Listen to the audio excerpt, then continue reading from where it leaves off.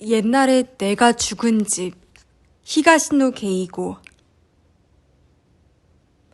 편지지 봉투에는 같은 필적으로 다음과 같이 쓰여 있었다. 오랫동안 맡아두었던 물건을 돌려드리겠습니다. 손자분의 유품이라 할 만한 물건이니 필시 마음이 편치는 않으시겠으나 이 또한 저희 업무이기 때문입니다. 부디 용서해 주시기 바랍니다. 어제 경찰서 내부에서 최종 보고가 있었습니다.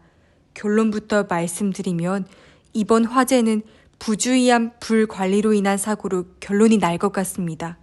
불이 시작된 곳은 1층 중앙에 있는 마사카즈 씨의 서재로 보입니다. 공기가 건조한 요즘 그와 같은 화재가 빈번하게 발생한다는 것은 사모님께서도 잘 알고 계시리라 생각합니다. 그러나 감히 말씀드리자면 저 개인적으로는 그 결론을 납득할 수가 없습니다.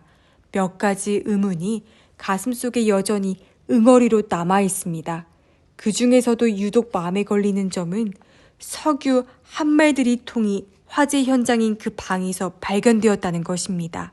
그 점에 관해 사모님은 다음과 같이 말씀하셨습니다. 마사카즈는 난로에 넣을 등유를 지하실까지 가지러 내려가는 걸 귀찮아해서 석유통 하나를 늘 방에 놓아두었다. 예전에 가정부를 한 구라하시 다미코 씨에게도 똑같은 증언을 들었습니다. 그러나 저는 도저히 이해가 가지 않습니다. 불에 탄 흔적으로 보았을 때 마사카즈 씨의 서재는 고급 가구와 세간으로 꾸며진 중후하고 세련된 방이었다고 상상할 수 있습니다. 방 분위기는 별개로 하더라도 한 말들이 석유통 같은 불순한 물건이 방에 늘 놓여 있다는 것은 도무지 상상조차 할 수 없습니다. 솔직히 말씀드리면 저는 지금도 맨 처음 품었던 직관을 버리지 못했습니다. 사모님께서 경로하신 불길한 상상. 그렇습니다. 그 화재는 부모 자식의 동반 자살의 결과가 아닐까 하는 생각입니다. 현장에서 발견된 유스케의 장갑이 그런 저의 추리를 뒷받침해준다고 생각합니다. 저희가 보관했던 장갑에는 첫째 손가락과 둘째 손가락 사이에 가느다란 갈색선이 선명하게 나 있습니다. 그것이 녹이라는 사실은 명백합니다. 그런 녹이 왜 묻어 있을까? 모든 가능성을 검토한 결과 석유통을 옮겼기 때문일 거라는 추리가 가장 유력했습니다. 석유통에는 가느다란 금속 손잡이가 붙어 있었고 그것이 녹이 슬었을 경우 장갑을 끼고 통을 들면 거의 같은 모양의 흔적이 남습니다. 그래서 이 장갑을 맡아두었던 것입니다. 그런데 감식 결과를 말씀드리면 그 장갑이 석유통을 옮기는 데 사용되었는지 아닌지 판정할 수 없다는 것입니다. 판정할 수 없는 이상 그것은 아무런 증거 능력도 가지지 못한다는 것은 사모님도 잘 아시는 바와 같습니다. 그 밖에도 단순한 화재라고 보기에는 수상한 점이 몇 가지 더 있습니다만 모두 결정적인 증거가 부족하므로 부자 동반 자살이라는 썰을 강하게 주장할 만한 재료는 못 됩니다. 미련이 남습니다만 이번 사건에서는 이쯤에서 손을 떼도록 하겠습니다. 실은 다른 큰 사건이 발생해서 그쪽에 힘을 쏟아야 하는 물리적인 제약도 있습니다. 앞으로는 찾아뵙는 일도 없을지 모르겠습니다. 건강에 유념하시고 하루빨리 슬픔을 이겨내시길 기원합니다. 서명 다음에는 추신이 있었다. 추신. 최근 기묘한 제보가 한 건 들어왔습니다. 2월 11일, 즉 사건 당일에 사모님 일행의 모습을 동물원에서 봤다는 제보입니다. 시간적으로 봤을 때 있을 수 없는 일이며 사모님 본인도 혼자 시장을 보러 나갔다고 말씀하셨기 때문에 말이 맞지도 않습니다. 제보자에게는 그렇게 설명했습니다만 납득하진 않는 것 같았습니다. 타인끼리도 외모가 매우 흡사한 일이 덜어 있는 모양입니다. 나는 편지를 다 읽고 나서 사야카에게 편지지를 건네주었다. 그녀도 정신없이 읽기 시작했다. 그동안 나는 동봉되어 있던 장갑을 살펴보았다. 편지 속에서 오구라 형사가 서술한 대로 손가락 부분에 갈색 줄이 찍혀 있었다. 믿을 수 없군. 엉겁결에 소리가 흘러나왔다. 유스케의 죽음에는 복잡하고 추한 인간관계가 얽혀있다는 뜻인가? 동반자살. 사야카가 중얼거렸다. 그럼 화재는 단순한 사고가 아니었던 거야? 단언할 순 없어. 그 사람이 그렇게 추리할 뿐이니까. 그렇지만 그 외에도 수상한 점이 많다고 썼잖아. 그 장갑만 해도. 그녀가 내 손을 바라보았다. 한 말들이 석유통이 화재 현장인 서지에서 발견된 건 분명 기이한 일이야. 내가 말했다. 원래대로라면 경찰도 좀 더 철저하게 조사했겠지. 묘하게 애두른 표현을 듣고 사야카도 뭔가 걸리는 게 있었던 모양이다. 원래라니? 곧바로 되물었다. 미쿠리아 게이치로 씨는 법률가였어. 당연히 경찰에도 단단한 연줄이 있었겠지. 그런 관계가 있으니 경찰에서도 너무 깊게 추궁하진 않았을 거라는 건 충분히 짐작할 수 있어. 미쿠리아 부인이 경찰 상부에 여기저기 캐고 다니지 말아달라고 요청했다면 더더욱 그랬을 테지. 안 그래? 미쿠리아 부인은 동반 자살이라는 걸 알면서도 감추려고 했다는 뜻이야? 그럴 가능성도 있지. 내가 대답했다. 반대로 생각하면 경찰이 적극적으로 나서지 않았다는 사실이 오히려 화재가 단순한 실수로 난 불이 아니라는 걸 말해준다고 볼 수도 있겠지. 사야카는 다시 편지지로 시선을 떨어뜨리더니 잠시 뒤 고개를 들었다. 혹시 그렇다고 가정하면 동반 자살을 기도한 건 어느 쪽이지? 마사카즈라는 아버지? 아니면 그 형사의 추리에 근거하면 유스케 쪽이겠지. 그녀도 그 대답을 예상했는지 놀라는 기색은 없었다. 오히려 역시 그렇구나 하는 낙담의 표정을 드러냈다. 석유통을 등 위로 옮긴 사람이 유스케라면 당연히 그렇겠지. 화재가 발생한 것은 오전 11시경. 게다가 2월 11일이니까 휴일이야. 어쩌면 미쿠리아 마사카지는 아직 침대 속에 있었을지도 모르지. 술을 많이 마셨던 것 같으니 숙취 가능성도 생각할 수 있고, 유스케가 동반 자살을 노렸다면 절호의 조건이었을지도 몰라. 어떻게 했을 것 같아? 사야카가 두려운 눈빛으로 물었다. 그야 뭐 아주 흔한 방법 아닐까? 상대가 잠든 틈에 석유를 뿌리고 불을 붙인다. 단순한 일이지. 아이들도 가능한 일이야. 그 뒤에 자신은 어떻게 해? 불 속으로 뛰어들어? 그렇게 되겠지. 내 대답을 듣고 사야카는 물끄러미 내 눈을 바라봤다. 정말 그럴까? 하는 눈빛이었다. 아닌가? 내가 되물었다. 과연 그럴 수 있을까? 그녀가 고개를 갸웃거렸다. 그렇게 끔찍한 일을. 당시 유스케가 자기 아버지 때문에 고통스러워한 것을 일기를 보면 훤히 알 수 있잖아. 인간이란 궁지에 몰리면 믿을 수 없는 일을 할 수 있는 존재야. 그건 알지만. 사야카가 한 손을 뺨에 올리고 고개를 비스듬히 기울였다. 석연치 않은 모양이었다. 나는 장갑을 봉투 안에 넣었다. 어쨌든 이 이상은 확인할 수 없어. 유스케에 의한 동반 자살이라는 것도 형사가 쓴 추리에 불과해. 그렇지. 그녀는 작은 목소리로 대답하고 편지의 문장을 다시 훑어보았다. 그녀의 시선을 끈 것은 마지막 부분인지 이 추신말인데 라고 말하며 나에게 보여주었다. 무슨 뜻일까? 무슨 뜻이고 말고 할 거 없어. 우연히 닮은 사람이 있었겠지. 그런데 이 사람은 왜 별것 아닌 얘기를 구태여 추신에까지 썼지? 본인이 보기엔 재치 있는 에피소드라고 생각한 모양이지. 그렇진 않은 것 같아. 그녀가 고개를 저었다. 게다가 이런 제보가 있었다는 것 자체가 이상하잖아? 어째서? 그렇잖아. 그렇게 말하고 그녀는 입술을 핥았다. 그러면서 생각을 정리하는 듯 했다. 머릿속 정리가 끝났는지 그녀가 말을 이었다. 화재가 발생한 날 관련자의 모습을 봤다고 경찰에까지 연락하는 건 이상하지 않아? 그때 미쿠리아 부인이 어디 있었냐는 건 화재와는 아무 관계도 없잖아. 부인이 방화 의심을 받아서 알리바이를 증명하기 위한 것이었다면 몰라도 이 내용으로 봐서는 그런 일도 없었던 것 같은데. 그 말을 듣고 나는 다시 한번 추신 내용을 읽어보았다. 사야카의 주장이 일리가 있다는 생각이 들었다. 안 그래? 이상하지? 사야카가 내 얼굴을 들여다보았다. 글쎄, 확실한 건 모르겠네. 나는 신중하게 대답했다. 조그만 사건이 일어나면 아무 관계도 없어 보이는 것까지 경찰에 연락하는 사람이 줄을 잇는다니까. 이 쟤보다도 그런 사람일지도 모르지.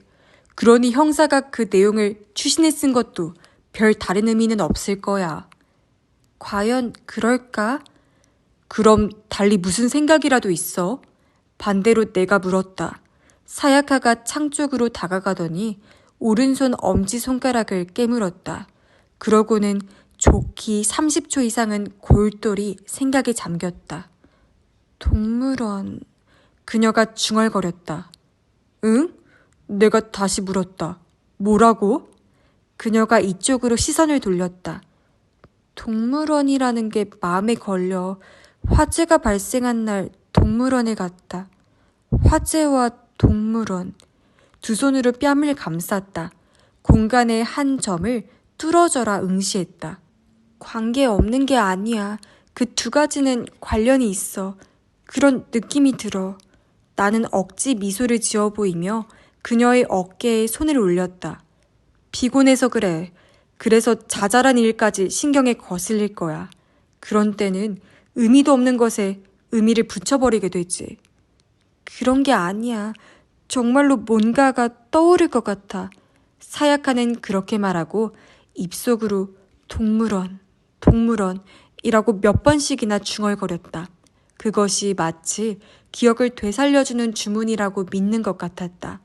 밥이나 먹자. 잠시 기분을 바꾸는 게 좋겠어.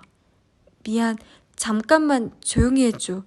그때까지와는 전혀 다른 강한 어조로 그녀가 말했다. 그 바람에 나는 엉겁결에 손에 들고 있던 봉투를 떨어뜨렸다. 그 소리가 깊은 생각에 몰두해 있던 그녀를 제정신으로 되돌린 모양이었다. 그녀는 방금 한 말을 부끄러워하듯 겸연쩍은 미소를 지었다. 미안해. 폐만 끼치고 있으면서. 그건 괜찮지만 너무 깊게 생각하는 건 오히려 안 좋을 것 같아서. 그래. 그녀가 고개를 끄덕였다. 그 말이 맞아. 기분을 바꿔보는 게 좋을지도 모르겠어. 뭘 사왔어? 별거 없어. 바닥에 떨어진 편의점 봉투를 집어들었다. 자, 그럼 아래층으로 내려가자. 먼저 내려가. 난 여기 정리 좀 하고 갈게. 사야카가 방에서 나가 계단을 내려가는 모습을 확인한 뒤 나는 방 한쪽에 있는 서랍장으로 다가갔다. 그 밑에 붙어있는 서랍을 열고 안에서 성서를 꺼냈다. 동물원이라는 말을 들었을 때 떠오른 생각이 있었기 때문이다. 어제 성서를 조사할 때 안에 동물원 입장권 같은 게 끼워져 있었다. 그때는 대수롭지 않게 여겨서 날짜 확인까지 하진 않았다. 그것은 성서 한가운데쯤에 끼워져 있었다. 사방 3cm 크기의 입장권이었다. 두 장이 있었는데 하나에는 어른, 다른 하나에는 어린이라고 쓰여 있었다. 그리고 날짜는 틀림없었다. 글씨가 흐릿해져서 알아보긴 힘들었지만 2월 11일이라고 쓰여 있었다. 연도도 일치했다. 우연이라고는 볼 수 없었다. 오구라 형사의 편지에서 읽은 제보자의 말은 진실이었던 것이다. 화재 당일 미쿠리아 부인은 동물원에 갔었다. 그리고 당연한 일이긴 하지만 부인 혼자가 아니었다. 편지 추신에도 사모님 일행을 봤다고 쓰여 있었다. 입장권의 어른은 부인일 것이다. 그렇다면 어린이는 누구였을까? 두말할 필요 없이 그 사람은 유스케일 리가 없다. 목덜미에서 등에 걸쳐 싸늘하고 불길한 바람이 스쳐 지나갔다. 손가락이 얼어붙은 것처럼 굳어서 들고 있던 동물원 입장권을 떨어뜨릴 뻔했다. 나는 입장권을 다시 성서에 끼우고 서랍을 닫았다. 고작해야 그 동작뿐인데도 몹시 부자연스러웠다. 등 뒤에서 삐걱거리는 소리가 났다. 나는 숨을 멈추고 뒤를 돌아보았다. 사야카가 의아한 표정으로 내려다보고 있었다. 뭐해? 그녀가 물었다. 아니, 아무것도 아니야. 대답하면서 일어섰다. 잠깐 서랍을 살펴봤을 뿐이야. 낡은 성서 한 권밖에 안 들어있군. 나는 말을 하면서도 혹시 그녀가 성서를 보고 싶다고 하면 어떻게 대응할까 재빨리 머리를 굴려봤다. 그러나 적당한 타겟책은 떠오르지 않고 겨드랑이에 땀만 흘러내렸다. 기독교 신자였던 것 같으니 성서가 있는 건 자연스러운 일이지. 그녀가 말했다. 하긴 그렇지. 그만 내려가자. 그래. 그녀를 따라 방에서 나가면서 나는 나지막이 안도의 숨을 내쉬었다. 생각해봤는데 네가 딱히 남들과 다른 게 아닐지도 몰라. 편의점에서 사온 삼각김밥을 베어 먹으면서 내가 말했다. 대부분의 사람들이 어릴 적 일은 까맣게 잊게 마련이야. 초등학교 들어가기 전의 일이라면 더더욱 그렇지. 그래서 사야카가 나를 쳐다봤다. 나는 캔에 든 녹차로 김밥을 넘겼다. 이쯤 해두자. 우리에게 더 이상 미쿠리아 집안을 탐색할 권리는 없어. 애써 모든 걸 덮어둔 거잖아. 그 말은 다소 효과가 있었던 모양이다. 사야카가 허를 찔린 표정을 지었다. 여긴 무덤이고? 그래. 내가 고개를 끄덕였다. 여긴 무덤이야. 사야카가 팔짱을 끼고 소파에 몸을 파묻었다.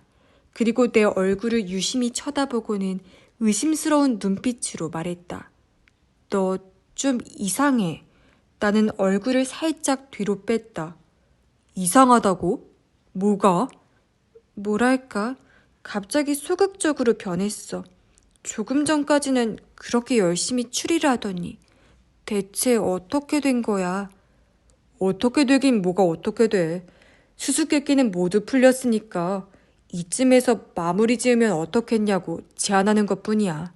그리고 방금 말했듯이 우리에게 미쿠리아 집안의 무덤을 파헤칠 권리도 없어. 정말 그것뿐이야? 당연하지. 달리 무슨 이유가 있겠어. 나는 그녀의 눈을 똑바로 쳐다봤다. 몇 초간 침묵이 흐른 뒤 그녀가 시선을 피했다. 수수께끼가 다 풀린 건 아니야. 그래? 미쿠리아 집안의 비극에 관해 거의 완벽하게 알아낸 것 같은데. 미쿠리아 게이치로 씨가 장남 마사카즈를 포기하고 손자 유스케를 친자식처럼 키웠다는 거. 그 때문에 왜곡된 마사카즈의 심리가 게이치로 씨 사망 뒤에 유스케에 대한 학대 형태로 드러난 거. 그런 고통에서 도망치기 위해 유스케가 동반 자살을 도모한 것. 우린 이미 모든 걸 알아냈잖아. 그 이상 알아낼 게 뭐가 있지? 뭔가가 부족해. 생각이 지나친 거야. 아니야. 그녀가 소파에서 일어나더니 거실 천장을 올려다보며 몇 발짝을 걸었다. 걸음을 멈춘 것은 피아노 앞이었다. 지금 네가 말한 스토리에는 내가 나오지 않아.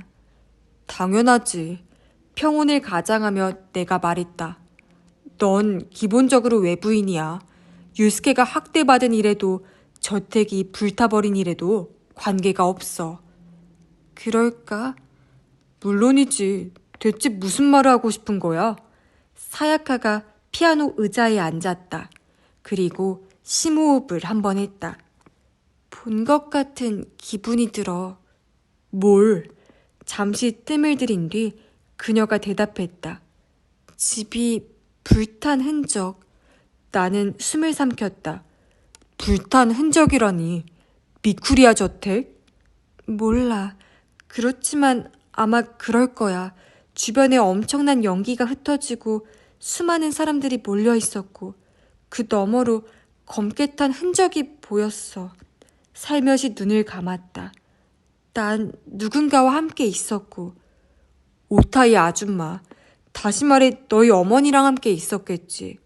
때마침 미쿠리아 저택의 화재 현장에 있었다면 말이지. 사야카가 감았던 눈을 뜨고 다시 심호흡을 했다. 가슴이 위아래로 크게 들썩였다. 그녀의 눈동자가 갑자기 뭔가를 알아낸 것처럼 움직임을 멈췄다. 그 시선을 따라가자 내 앞에 있는 탁자에 고정되어 있었다. 뭘 보는 거야? 그녀의 얼굴과 탁자를 번갈아 보며 내가 물었다. 사야카가 내 쪽으로 돌아왔다. 그리고 탁자 위에서 삼각김밥 하나를 집어들었다. 그러더니 보물이라도 되는 양 두 손으로 감싸주더니 먼 허공을 바라보는 눈빛으로 그 중심을 바라보았다. 이봐. 그녀를 불렀지만 대답은 없었다. 그녀는 그대로 주저앉더니 입속으로 뭐라고 중얼거리기 시작했다. 나는 그 소리에 귀를 기울였다. 사야카는 이렇게 말했다. 먹이 주면 안 돼. 야단 맞아. 먹이 주면 안 돼. 나는 그녀의 몸을 흔들었다. 정신 차려. 왜 그래? 그녀가 나에게 시선을 돌렸다. 그 눈에는 사고를 중단당한 데 대한 분노가 서려 있었다. 부탁이야. 날 좀 내버려둬. 감정을 억누른 목소리로 말했다. 그럴 순 없어. 무슨 생각을 하는지 나한테 말해. 혼자 있고 싶어. 10분, 아니 5분이라도 좋으니까 날 좀 내버려둬. 격렬한 초조함이 나를 엄습했다. 그러나 그 상황을 떨쳐낼 방도가 떠오르지 않았다. 그럼 나는 옆에 다다미방에 가 있을 테니까 무슨 일이 있으면 부를래? 그녀가 말없이 고개를 끄덕였다. 나는 가슴 속에 묵직한 덩어리를 감싸 안은 채 다다미방으로 들어갔다. 먼지 투성이인 다다미 위에 책상 다리를 하고 앉아 팔짱을 꼈다. 먹이 주면 안 돼. 사야카가 기억을 되찾고 있는 건 확실했다.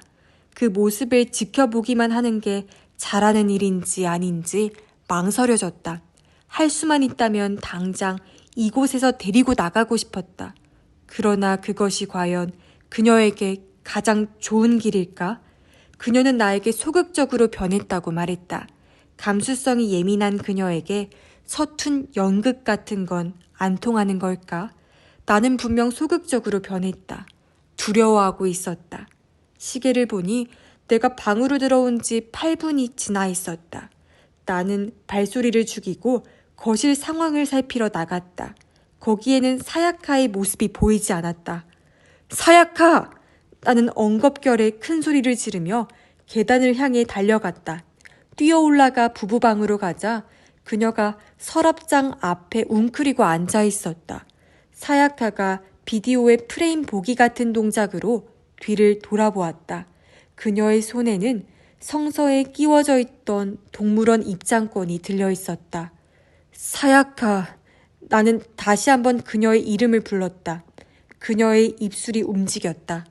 공기 새어나오는 소리가 먼저 들리고 이어서 갈라진 목소리가 나왔다. 이유가 뭐지? 그녀가 말했다. 집이 불타던 날 미쿠리아 부인이 동물원에 간 건 확실해. 도대체 왜 갔을까? 무슨 소리야? 왜 내가 부인이랑 갔을까? 동물원에. 네가? 설마. 웃어 넘기려 했다. 그러나 뜻대로 되지 않았다. 얼굴이 부자연스러움으로 경직되었다. 사야카가 내 얼굴에 시선을 붙박은 채 고개를 저었다. 갔던 게 생각났어. 맞아. 먼 옛날에 내가 아주 어렸을 때 내 손을 잡아준 사람의 얼굴은 떠오르지 않지만 기모노를 입은 여자분이었어. 그 사람은 엄마가 아니야. 엄마는 평소 기모노 같은 건 안 입었으니까. 착각이야. 뭔가 헷갈렸겠지. 그럼 이건 뭐야? 그렇게 말하며 그녀가 입장권을 내밀었다. 2월 11일이야. 화재가 발생한 날이 틀림없어. 어른과 어린이, 아까 읽은 편지에도 미쿠리아 부인을 동물원에서 봤다고 한 사람이 있다는 내용이 나왔어. 나는 말문이 막혔다. 그럴듯한 핑계를 떠올려야 했다. 그러나 마음만 조급할 뿐 도망칠 길은 보이지 않았다. 부인은 동물원에 갔어. 자, 그럼 누구랑 갔지? 이 어린이표는 누구 거야? 나 아니야? 나는 고개를 숙였다. 바로 그때 바람이 불어와 문이 쾅 소리를 내며 닫혔다. 넌 알아챘지. 부인이랑 내가 동물원에 갔던 거. 그런데도 숨기려 했어. 왜지? 무슨 소린지 모르겠네. 속이려고 하지 마. 낮지만 날카로운 목소리로 그녀가 말했다.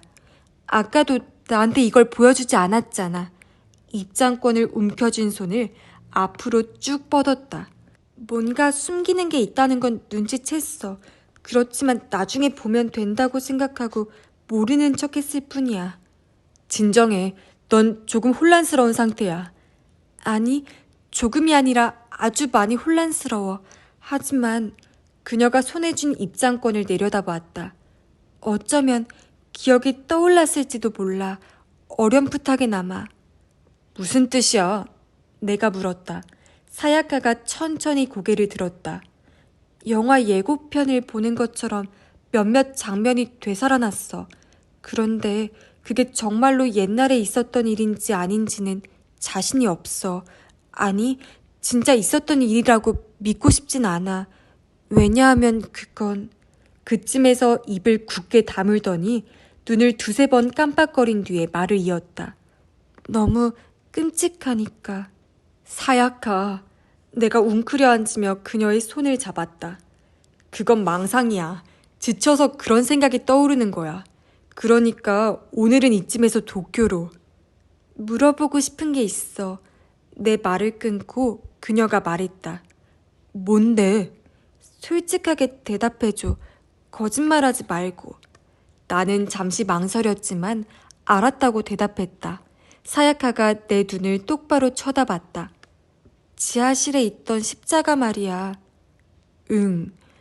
그 옆에 편안히 잠드소서라고 쓰여 있는데 조금 윗부분이 긁혀 있었잖아. 마치 쓰여있던 글씨를 지운 것처럼. 나는 침을 삼키려고 했다. 그러나 입안이 바짝바짝 말라 있었다. 그거 네가 지웠지? 아니야. 분명히 약속했잖아. 거짓말은 안 하겠다고. 그녀가 살짝 충혈된 눈으로 나를 노려보았다. 손전등 모서리에 콘크리트 가루가 묻어 있었어. 그걸로 벽에 쓰여있던 글씨를 지웠지? 사실대로 말해줘. 나는 입을 다물었다. 사야카가 덧붙였다. 왜 그런 짓을 했냐고 묻진 않을게. 그렇지만 이것만은 대답해줘. 거기에 뭐라고 쓰여 있었어? 내가 여전히 침묵을 지키자 그녀가 나지막이 한숨을 내쉬었다. 그럼 질문 바꿀게. 거기 사람 이름이 쓰여 있었지?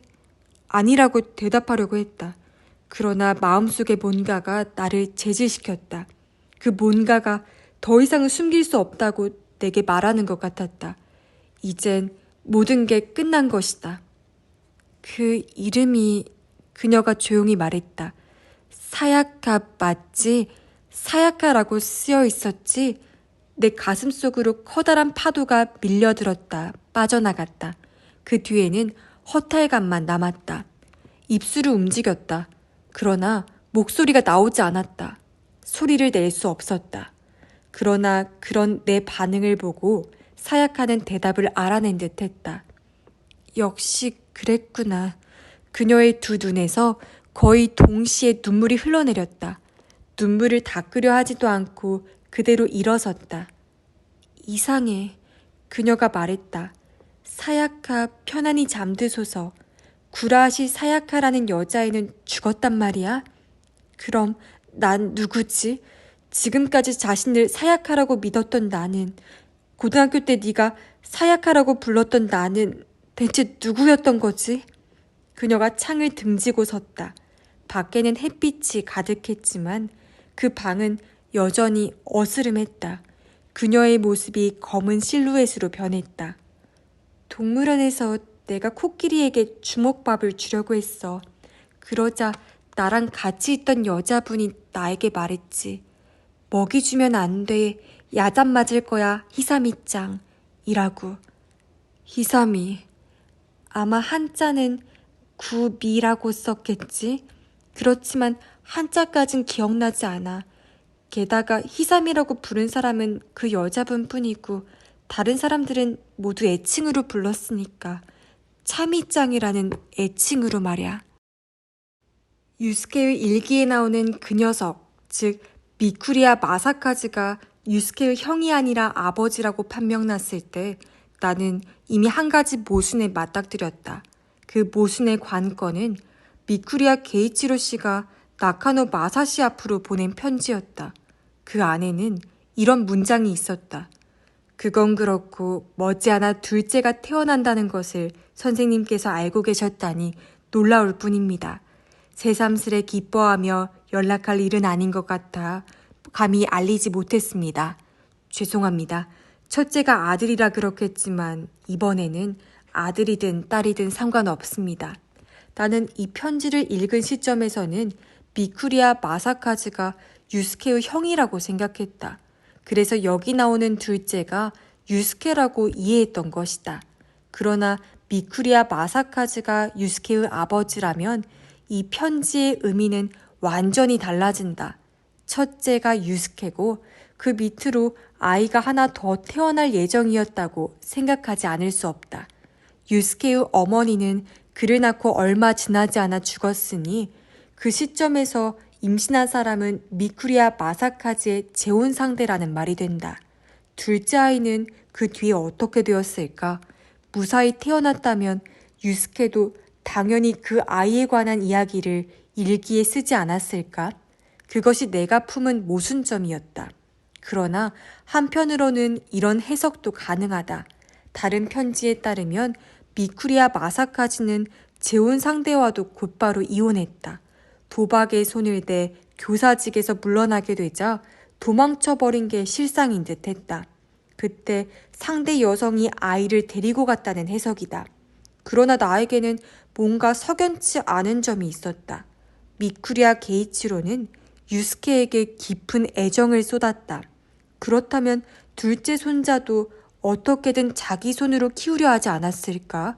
적어도 장남의 재혼 상대가 아이를 데리고 가는 걸 묵인하지는 않았을 것이다. 그러나 나는 그런 의문을 사야카에게는 말하지 않았다. 그 이유는 설명하기 어렵다. 그 문제를 깊게 파고드는 건 위험하다고 내 안에 뭔가가 경고를 했기 때문이다. 그 예감이 적중했다고 판단한 것은 지하실 십자가 옆에 쓰여있는 글씨를 발견했을 때였다. 사야카가 말한 그대로였다. 거기에는 다음과 같이 새겨져 있었다. 사야카, 편안히 잠드소서 2월 11일. 우연히 같은 이름을 가진 소녀가 있었다고 생각할 수는 없었다. 그 사야카는 유스케의 일기에 나오는 사야카짱임에 틀림없다. 내가 패닉 상태에 빠진 것은 새삼 말할 필요도 없다. 화재로 죽은 사람은 유스케와 미쿠리야 마사카즈뿐이 아니었다. 근처에 살았던 오타이 아줌마의 딸 사야카짱도 죽은 것이다. 지하실에서 놀다 불길에 휘말렸을까? 아무튼 이 집은 유스케의 무덤인 동시에 사야카짱의 무덤이기도 했다. 그러나 그렇게 가정하면 현재 나와 함께 있는 사야카라는 여성의 존재가 문제가 된다. 그녀는 누구인가? 미쿠리야 집안과 관계없는 사람은 아닐 것이다. 왜냐하면 그녀는 미쿠리야 집안과 관련된 기억을 설령 단편적이라고 해도 가지고 있기 때문이다. 사야카가 소식이 명확하지 않은 미쿠리야 마사카즈의 둘째 아이일 거라는 생각이 내 뇌리에 떠오른 것은 바로 그 순간이었다. 그 아이가 사야카, 즉 내가 사야카라고 불렀던 여성이라고 생각할 수 있지 않을까? 유스케의 일기를 떠올려 보았다. 둘째 아이가 어딘가에 등장하지 않았을까? 그 존재를 암시하는 기술이 없었을까? 그리고 참이라는 이름을 떠올렸다. 유스케의 일기에 나왔던 몇 가지 에피소드와 함께. 커다란 트럭에 물건을 싣고 그 녀석이 도착했다. 중략. 저런 녀석이 집에 들어오는 거 싫다. 그렇지만 참이는 귀여워서 함께 산다고 생각하니 기뻤다. 참이만 주면 좋았을걸. 둥글게만 종이 뭉치로 참이와 캐치볼을 하며 놀았다. 참이는 처음에는 잘 못했지만 차츰 능숙하게 캐치할 수 있게 되었다. 저녁에 오타이 아줌마가 아이를 데리고 왔다. 참이를 만나게 해주고 싶다고 했다. 나는 참이를 데리고 왔다. 오타이 아줌마의 아이가 혀 짧은 목소리로 안녕하세요, 사야카예요. 라고 말했다. 귀여운 목소리였다. 참이가 고양이라는 말은 한마디도 없었다. 우리 멋대로 그렇게 믿어버린 것뿐이다. 거기까지 생각했을 때 나는 손전등 모서리로 벽에 글씨를 지웠다. 하나의 추리가 내 의사와 관계없이 구축되는 중이었다. 나는 더 이상 그 문제에 관해 생각하지 않기로 했다. 그리고 한시라도 빨리 이 집에서 사야카를 데리고 나가야 한다는 초조함에 시달렸다. 그러나 사야카는 여기서 나가려 하지 않았고 금고를 열고 결정적인 증거까지 찾아냈다. 오구라 소아치라는 형사가 보낸 편지였다. 그 편지를 읽고 나아가 동물원 입장권까지 확인함으로써 나는 예전에 미쿠리아 집안에서 무슨 일이 일어났고 사야카가 그 일에 어떻게 관련되어 있었는지를 거의 완전하게 이해할 수 있었다. 미쿠리아 부인이 동물원에 갔던 것은 성서 안에 든 입장권으로 명백하게 밝혀졌다. 그러나 그것은 시간적으로 볼 때 있을 수 없는 일이라고 오구라 형사는 기술했다. 무엇 때문일까? 혼자 시장을 보러 나갔다는 부인 본인의 진술과 모순되기 때문일까? 아니, 그렇다면 오히려 그 진술을 더욱 의심했을 것이다. 있을 수 없다라고 단언한 데에는 그 나름의 근거가 있을 것이다. 문제는 부인이 아니라 부인과 함께 있었던 아이가 아닐까 하는 생각이 들었다. 그 아이가 당일 동물원에 있었다는 게 중요한 문제다. 곧이어 나는 여자아이 하나가 지하실에서 죽었다는 사실을 떠올렸다. 그 아이는 오타이 아줌마의 딸 사야카 짱이었던 것이다. 이 두 가지 사항에는 모순이 없다. 그렇지만 만약 경찰이 불에 탄 사체의 신원이 사야카 짱이 아니라 미쿠리아 마사카즈의 둘째 아이라고 판단했다면 어떻게 되었을까? 그 아이의 모습을 동물원에서 봤다는 것은 있을 수 없는 일이 되지 않는가? 물론 경찰에서 멋대로 사체의 신원을 다르게 판단할 수는 없다. 잘못 판단한 데에는 그 나름의 사정이 있었을 것이다. 요컨대 미쿠리아 부인이 불에 탄 사체를 보고 그렇게 말했을 것이다. 우리 집 손녀가 틀림없습니다. 라고. 죽은 사람은 구라아시 사약하고 미쿠리아 집안의 딸 차미는 살아있는 게 된 셈이다. 차미는 구라아시 부부가 맡았다. 그리고 그들은 그 사실을 덮어두기 위해 이사한 것이다. 게다가 부부는 차미를 사약하로 키우기로 했다. 그녀가 기억을 잃은 것도 부부에게는 다행스러운 일이었을 것이다.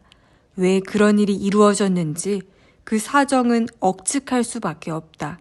내 생각에는 아마도 그것이 차미를 위한 일이라고 미쿠리아 부부가 생각했기 때문이 아닐까? 가정 내 폭력으로 말미암아 오빠와 아버지가 동반 자살 형태로 죽었다고 하면 딸의 장래에도 타격이 크다. 게다가 아버지는 사회인으로서는 실격이라는 낙인까지 찍혀 있었다. 한편 딸을 잃은 구라하시 부부도 은인의 손녀를 친자식처럼 키우는데 이의가 없었던 게 아닐까? 다만 미쿠리아 집안 때문에 딸이 죽었다는 생각이 그들에게 있었느냐 없었느냐 하는 문제는 내 상상의 범위를 넘어서는 일이다. 이 집에서 논 기억이 있다고 했잖아. 상대는 작은 아이였던 것 같다고. 그 아이가 사야카 짱이었던 거야. 진짜 사야카 짱. 애칭 참이. 아마도 미쿠리아 히사미라는 이름이었을 그녀는 그렇게 말하며 희미하게 웃었다. 널 힘들게 하고 싶진 않았어. 그래서 내 생각을 말하지 않은 거야. 응, 알아. 그리고 나는 말을 이었다. 확인해보기 전에는 아직 알 수 없는 일이고. 응, 그래. 확인해봐야지. 그녀가 흔들 의자로 다가가 등받이를 가볍게 밀었다. 의자는 진자처럼 한동안 흔들거리다 멈췄다. 그녀가 말을 하려다 끊었다. 뭔데? 내가 물었다. 그녀가 나를 쳐다보았다. 나 엄마에게 사랑받았을까?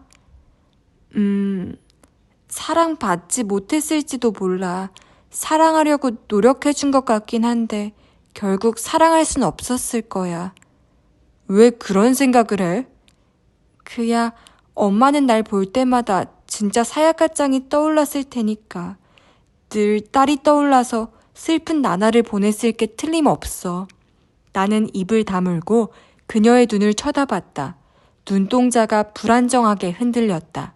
의식 밑바닥에 앙금처럼 가라앉아 있던 뭔가를 조용히 뒤흔드는 것 같았다.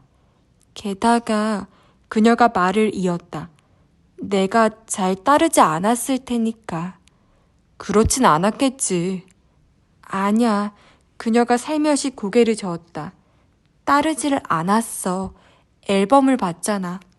난 웃지 않은 애였어. 어느 날 갑자기 다른 집으로 들어가서 이름만 바뀐 거야. 어찌 보면 당연한 일이기도 하지. 그뿐만이 아니야. 난 항상 뭔가를 두려워했던 느낌이 들어. 흠칫흠칫 떨었던 것 같아. 사랑받지 못했다기보다는 나 스스로 사랑받으려고 하질 않았어. 그런 내가 엄마한테는 틀림없이 버거운 존재였을 거야. 그녀는 자기 얼굴을 두 손으로 감쌌다. 눈 주위가 발갛게 물들어 있었다. 나는 그녀에게 건넬 만한 말을 찾았다. 그러나 떠오르지 않았다. 하는 수 없이 방의 어스름 속 한 지점만 뚫어져라 쳐다봤다. 오랜 기억이 먼지처럼 고여있는 느낌이 들었다. 그녀가 깊은 숨을 내쉬었다. 미안해. 이젠 됐어. 대답이 나올 리 없지. 그럴지도 모르지. 그렇게 말하고 나서 그렇지만 이라며 고개를 갸웃거렸다. 뭘 그렇게 두려워했을까? 돌아가자. 그녀의 등에 손을 얹으며 다시 말했다. 이제 그만 가자. 그녀는 머리를 여러 번 쓸어 올린 뒤 실내를 둘러보았다. 그래, 돌아가자. 나는 창가로 다가가 안쪽에서 창을 잠갔다. 곧바로 실내가 어두워졌다. 그녀가 재빨리 손전등을 켰다. 이 집 앞으로 어떻게 될까? 글쎄, 너한테 달렸을지도 모르지. 내 대답에 그녀는 살며시 고개를 끄덕였다. 우리는 문단속을 마치고 지하실로 내려갔다. 그대로 곧장 나가고 싶었지만 그녀가 문득 걸음을 멈췄다. 사야카짱, 이런 곳에서 죽은 거야. 어두운 목소리로 말했다. 여긴 레플리카야. 내가 말했다. 사야카짱은 여기 숨는 걸 좋아했을지도 몰라. 왜 그렇게 생각해? 내가 말했잖아. 부모님이 내 어릴 적 추억에 관해 해준 얘기. 5살 무렵에 행방불명이 돼서 정신없이 찾았는데 나중에 보니 집 창고 속에 잠들어 있었다고. 아, 그 창고라는 게 여기였던 거야. 틀림없어. 그 추억은 내 이야기가 아니라 사야카짱의 얘기였던 거지. 너도 사야카야. 아주 자연스럽게 말이 튀어나왔다. 그녀가 나를 쳐다보았다. 눈초리가 긴 그녀의 눈에 손전등 빛이 반사되었다. 그렇게 생각해? 그녀가 물었다. 응, 나는 고개를 끄덕였다. 적어도 나한테는 사야카야. 다른 누구도 아니야. 고마워. 아니야. 시선을 피했다가 다시 그녀를 쳐다보았다. 그녀도 내 얼굴을 바라보고 있었다. 나는 그녀의 어깨로 손을 뻗었다. 가볍게 잡고 끌어당기자 그녀는 아무 저항 없이 몸을 내맡겼다. 나는 그녀의 입술에 키스했다. 그리고 끌어안았다. 그 감촉과 체온, 마지막으로 이런 행동을 한 게 벌써 몇 년 전의 일일까? 입술이 떨어졌다. 나는 그녀의 눈을 바라봤다. 그것을 알아차렸는지 그때까지 감겨있던 그녀의 눈꺼풀이 서서히 열렸다. 어둠 속에서 우리는 서로를 응시했다. 바로 그 순간 뭔가에 소스라치게 놀란 듯 그녀의 눈이 휘둥그레졌다. 왜 그러냐고 물을 틈도 없이 그녀가 내 몸에서 떨어져 나갔다. 기겁을 하며 물러섰다고 표현할 만한 동작이었다. 그녀는 두 손으로 입을 막고 겁에 질린 눈빛으로 나를 올려다보았다. 떨고 있었다. 그제야 간신히 왜 그래? 라고 물어보았다. 그러나 사야카는 대답하지 않았다. 고개를 세차게 흔들더니 몸을 획 돌렸다. 그리고 계단을 뛰어 올라갔다. 신발이 벗겨져서 계단 아래까지 굴러떨어졌지만 그녀는 멈춰서지 않았다. 나는 신발을 들고 그녀 뒤를 쫓았다. 2층으로 올라가자 유스케 방의 방문이 반쯤 열려 있었고 안에서 흐느끼는 울음소리가 새어나왔다.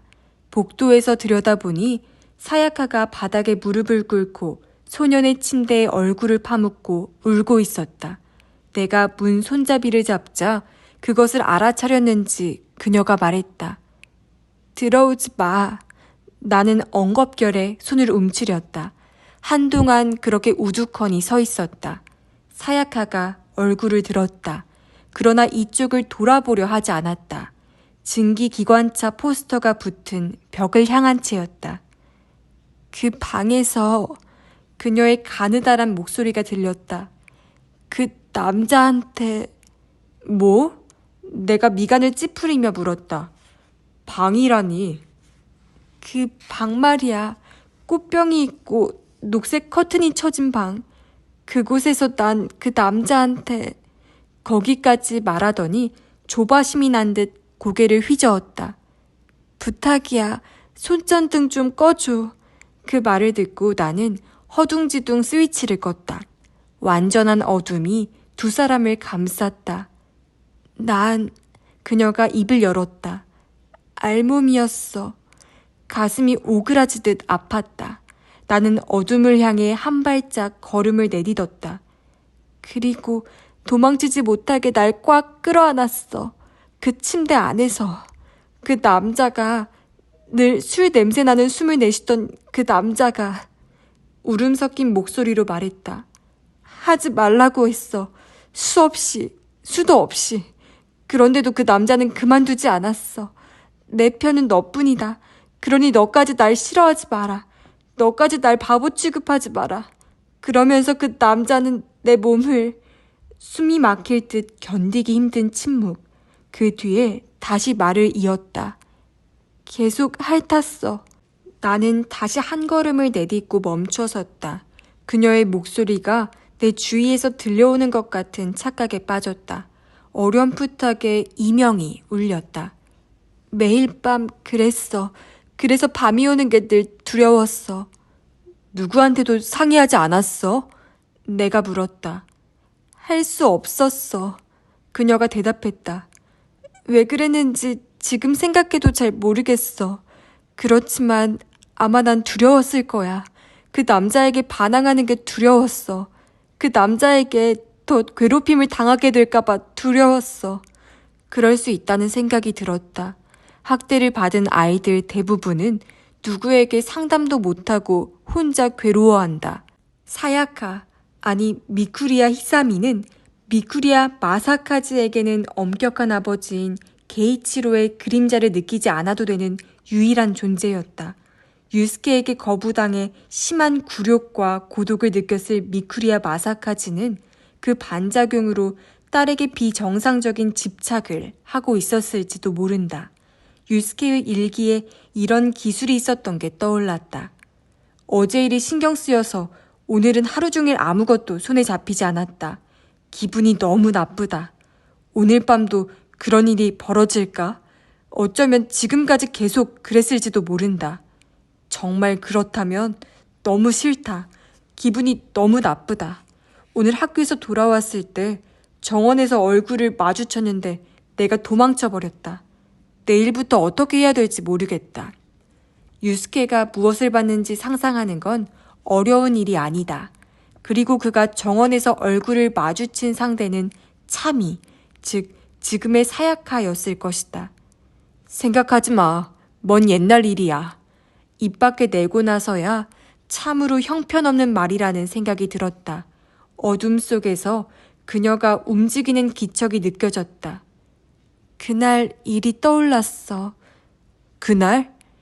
불나기 전날 유짱 오빠가... 그 뒤 훅 하고 숨을 내쉬는 소리가 들렸다. 그래, 유짱 오빠라고 불렀어. 유짱 오빠는 날 참이라고 불렀고. 그런데 그날 밤 유짱 오빠가 나에게 말했어. 참이 너 그 남자가 싫지? 라고. 나는 곧바로 싫다고 대답했지. 그러자 유짱 오빠가 이렇게 말했어. 그럼 죽여줄까? 라고. 헉 하고 숨을 삼켰다. 그 소리는 어둠 속에 유난히 크게 울려 퍼졌다. 죽인다는 게 뭐야? 라고 내가 그렇게 물었지. 사라지게 만드는 거라고 유짱 오빠가 가르쳐줬어. 그러고 나서 자기는 집을 나갈 수 있지만 넌 그렇게 할 수 없다. 당분간은 여기 살아야 한다고. 그 남자에게 계속 그런 짓을 당하면서 함께 살 거냐고 물었어. 그래서 넌 뭐라고 대답했지? 죽여줘. 그렇게 대답했지. 한기를 느끼는 듯한 말투로 그녀가 말했다. 나는 뭐라고 해야 할지 몰라 그대로 입을 다물었다. 확실하게 죽여주겠다고 유짱 오빠가 말했어. 그러니 넌 내일 엄마한테 동물원에 데려가 달라고 하랬어. 그동안 끝내겠다고. 동반 자살할 생각은 없었던 거로군. 없었을 거야. 오빠는 그저 날 위해 죽이려고 했을 거야. 그런데 불이 크게 번져서 유짱 오빠까지 불길을 휘말린 거지. 나 때문에 죽은 거야. 그녀는 아까보다 더 격렬하게 울부짖었다. 보이지 않는 힘이 나를 휘감았다. 손가락 하나 까딱할 수 없었다. 그것이 그녀의 기억을 봉인했던 것이다.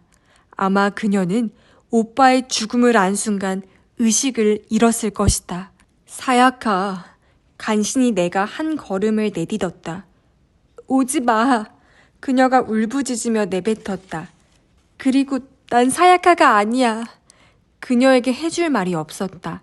나는 그저 나무 인형처럼 멀거니 서 있었다. 어찌해야 좋을지 몰라 그녀의 울음소리만 듣고 서 있을 수밖에 없었다. 얼마나 그렇게 서 있었을까? 그녀의 흥분이 차츰 가라앉는 듯한 공기의 흐름이 느껴졌다.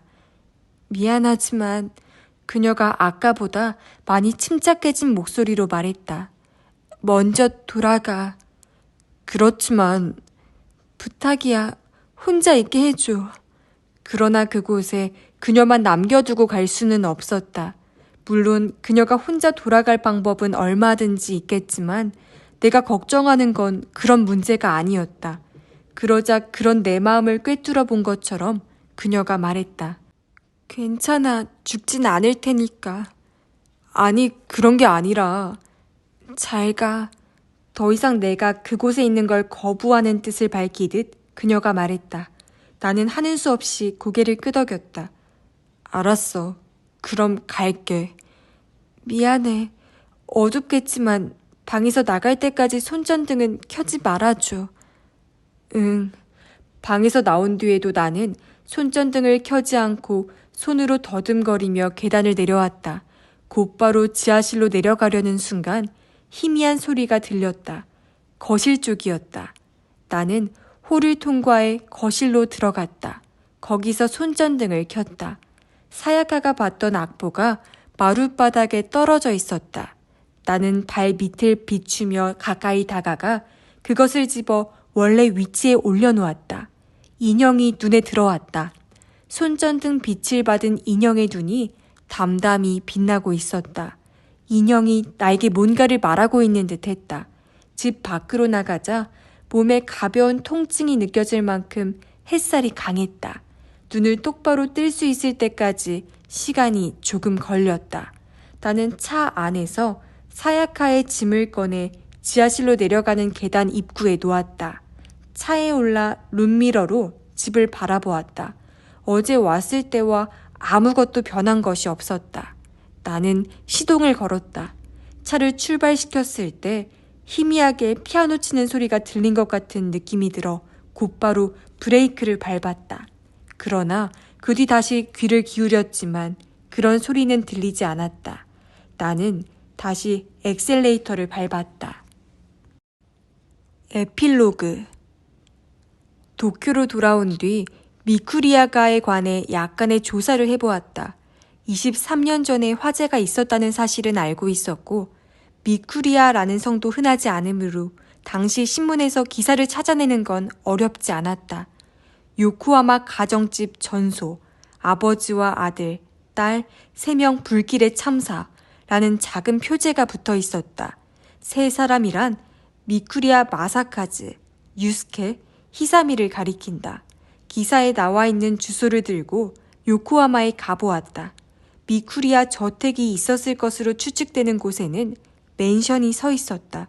주변 토지 역시 언뜻 보기에도 최근에 세워진 분위기를 풍기는 주택으로 채워져 있었다. 오래 전부터 살았다는 사람을 찾아가서 미쿠리야 집안에 관해 물어보았다.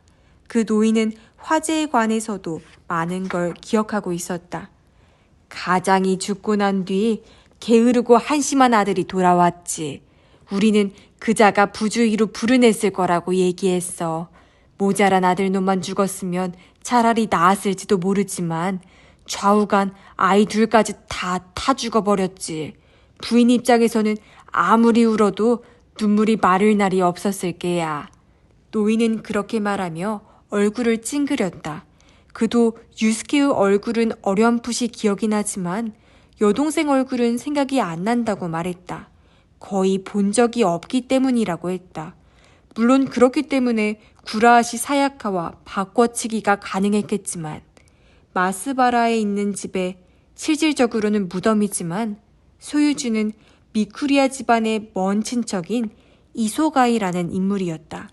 이소가이 씨는 외국 물건을 싸게 팔아서 재산을 모은 인물로 전국의 할인 매장 체인을 가진 사업가였다. 이소가이 씨와는 도쿄 사무실에서 10분간 대화를 나눌 수 있었다.